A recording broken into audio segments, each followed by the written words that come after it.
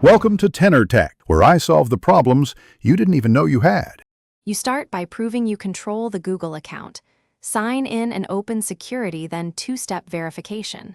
Once there, locate the Authenticator app section and choose Change Phone. Make sure the old phone is powered and the new phone has the Google Authenticator app installed.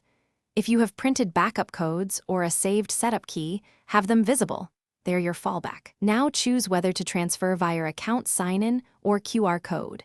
Pick QR if both devices are on hand for a faster transfer. Next, on the new phone, open Authenticator and tap Add or Import Accounts. Then follow the on-screen Get Started prompts. If you chose QR, point the new phone camera at the QR shown in your Google account. If the old device cannot display a QR, choose Enter a setup key and type the account name plus the secret key you saved earlier.